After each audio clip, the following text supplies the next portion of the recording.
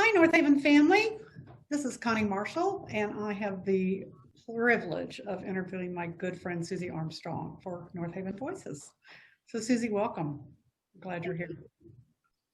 So, we'll get started right away. Let's just start with the most important thing, and that's family. So, tell us a little bit about your family.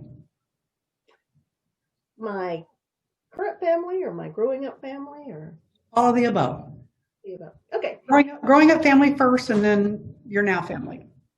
I was born in Waco, Texas, and lived there till I was 5 years old. The third of three daughters to a very happy, loving family. When I was five, we moved to Lubbock, Texas. My mother was a school teacher, and my dad worked at the post office, and that was where we lived all through my growing up years. Um, and Like I said, I had two sisters. Most of you know my sister Charlotte.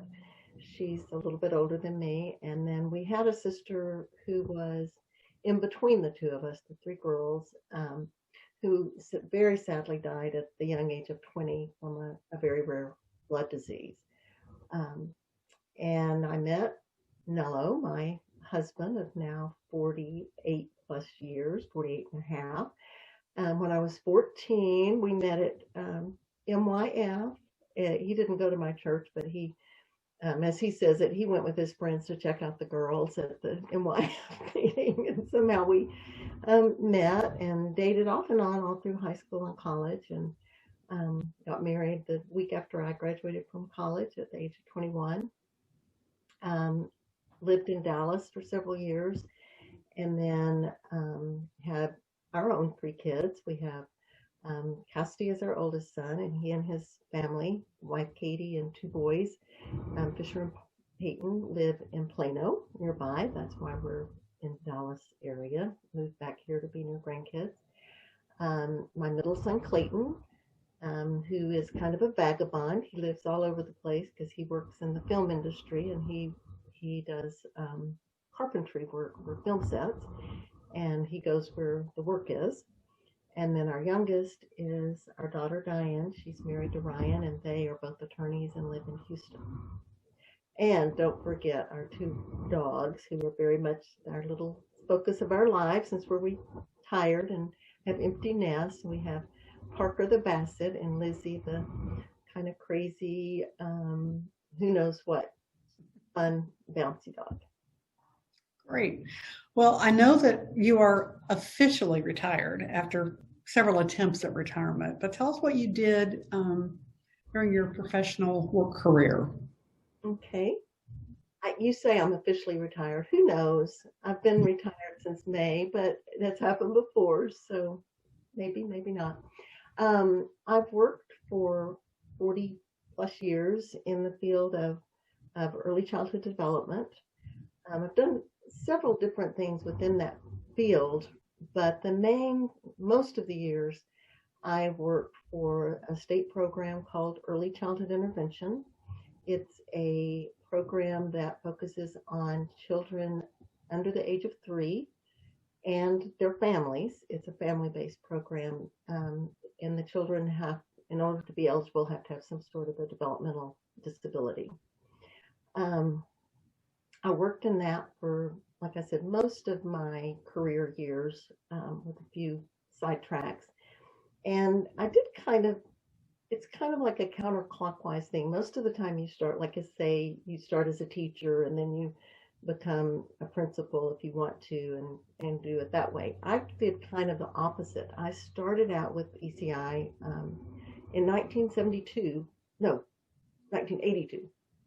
I think it was 82, when it was a brand new state funded program. And I started out working in the state office and worked there for on and off for about 20 years, working as a program consultant, traveling around the state, having lots of fun, and doing training, things like that. And then I became a program director, directed two different programs, one in San Angelo area and 10 counties around it, and one in the Fort Worth area. And then I retired for the first two times, and decided I was kind of done with administration, and I went to work for a local program, Launchability, and I worked as a home visitor and went into homes every day and worked with families and babies. So I had many years doing that kind of work. I did retire from that probably about 6, 7 years ago, and knew pretty quickly I wasn't quite ready to retire, and mentioned to a friend that I would be interested in something part-time if she heard of anything. And I got a job that kind of fell in my lap with UT Dallas at the Center for Children and Families, and worked there for the last 6 years with a really wonderful family-based parenting education program. So it sounds like you guys moved around, not a lot, but you lived several places. So what brought you to Dallas? We started out our life together in Dallas, all the way back from college. Nella was in school at UNT, and we just ended up here. And then moved to Stephenville for work, for Nella's work. Moved to Austin. That's where we were the years that we raised our kids. My job, and then we had grandchildren, a grandson, and we thought, oh, this is a little too far. We wanted to be closer to our grandchildren, so we moved back to Dallas after being away for, I don't know, 25 years or so. So the next logical question is, then what brought you to Northaven? Yeah. That's also a kind of a long question, a long answer to a question. When we moved here, we were living in Irving, and I visited several churches around the Irving area and just didn't quite find the right fit. And I thought to myself, I'm in Dallas. I'm sure there's a Reconciling Methodist Church here. My being a Reconciling Methodist goes way back. I can actually remember when the incompatibility statement was adopted. I was in college at the time.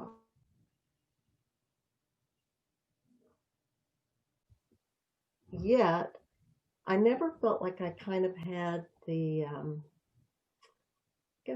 the knowledge, the expertise to really battle that. I always felt like if I got into an argument with somebody, they would beat me up with scripture and I wouldn't have a good comeback. So I was kind of a closet Reconciling Methodist. Just didn't make it a big issue in my life. And then when I was in my 30s and we were living in the Austin area, possibly this had a big influence on it, although I think it wasn't the only influence, was that my brother-in-law came out as being gay. Wasn't a surprise to us. And then he got AIDS. And he was in that early batch of people with AIDS. He died in the late 80s. And I think that was the point. I decided I can't just sit back and be quiet about this. He had left the Methodist Church. He was a lifelong Methodist as well, and had become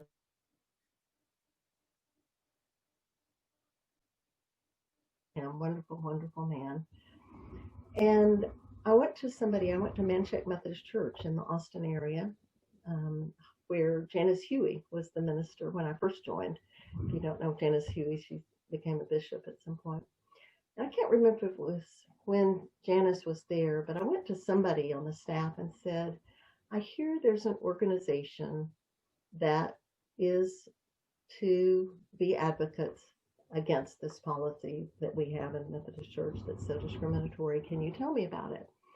And she put me in contact with that organization called Affirmation. And Affirmation, I think, was the precursor to Reconciling. I think it was before Reconciling, the organization. So I started out with being a member of the Affirmation community and just trying to get word about that out to my local church in Austin. And never could get my church to be really on board to become, even to contemplate being a Reconciling church. By then, Janice had gone and we had several other ministers. But we did develop an AIDS care team. I was involved in that. And when I moved to San Angelo, there was no way First Methodist Church in San Angelo was going to be a reconciling church. So when we got back to the Dallas area, I thought, this is my chance to be in a reconciling church. So I visited Northaven, and I think the second time that I visited, I joined the church. I knew it was for me. Had a little bit of history with Northaven. Charlotte, my sister's children, had gone to the Northaven Co-op. They're both in their early 50s, so it was a long time ago, but Kathy Del Center was their teacher. So it was kind of a big circle to be back in. Small world, yeah. Well, now that you're kind of officially retired, what do you like to do? How do you spend your day? What do you like to do? I'm always busy. I have a million interests, a million projects. Never finished. Always plan more things in a given day than I get finished in a given day. And the things I've enjoyed in retirement that I haven't had time to do prior to retirement is I've really enjoyed working in the yard a lot. I love flowers. I love birds. So I've spent a lot of time planting lots of flowers and putting up bird feeders. I like to walk. I've explored we recently moved to Rockwall about a year ago, and I've explored all the parks in Rockwall and our neighborhood. I really enjoy doing walking. I like to sew. I like to play the piano. I love music of all kinds. I like to read. So I knit. Yeah, I believe a little bird told me that you were also part of the pandemic sourdough group. Oh, yes, I've read about the sourdough. Yes, I have gotten into making sourdough. She has a name. Her name's Regina. And I feed her every week, and I bake bread every week, and it's just been delightfully fun. Great. I've been on numerous Zoom meetings with you, from Sunday school to choir to book group, different things. And almost every time we Zoom, somebody asks you about the quilt behind you. So since people will watch this can't ask you that question, why don't you tell a little bit about the quilt behind you? I love quilts, and this is a quilt. My mother would not have called herself a quilter. My mother-in-law was a prolific quilter, and I have about 10 of her quilts around. And in fact, I have one in the other bedroom hanging on the wall in there. But this one is called a cathedral window quilt. It's made by my mother. It's a handmade quilt. You don't do any of it on the sewing machine. It has these bright little fabrics, and you fold the material a certain way and hand stitch it all. So it's all hand stitched. It's kind of a lap quilt because you work on it in small sections. And I decided when we moved here that I was going to enjoy having my quilts out and on the bed. I usually have had them tucked away in a closet and pillowcase so that they don't fade. And I thought, it's time to enjoy these quilts. So I put it up on my wall, and I've absolutely enjoyed it. And I don't always do my Zoom meetings in this back room. This is my sewing room. But I started coming in here because I could shut the doors, and the dogs, you couldn't hear the dogs if they barked. And that's how I ended up doing it. And you're right. Every time I'm in a Zoom meeting, somebody asks me about this quilt. Yeah, it's really pretty. It's really, really pretty. Well, sort of back to church, or maybe spirituality would be a better way to put it. Is there a particular scripture, or is there a hymn, or is there an anthem, or is there anything that just you feel like just really speaks to you? Music overall does that for me. I can sit in church and something will be played on the organ, or something will be sung, or we'll sing a song as a congregation, and it just touches me. Music does that for me. It's hard to pick a certain song. Always when people ask, what's your favorite song? One that I usually mention is one that most people don't know. It's called That Cause Can Neither Be Lost Nor Stayed. It's in the old Methodist Cokesbury hymnal. And I have my Cokesbury hymnal that I'm sure I got from my grandmother's house. But I learned that song when I was in high school in church camp at Cedar Canyon Church Camp up in the Panhandle near Amarillo. And I love that song. It just talks about things that are the causes that you fight for or that you are engaged in. They will take a course, and not to lose faith in that. And it compares movements to a tree growing, and as it grows taller, the roots are growing deeper.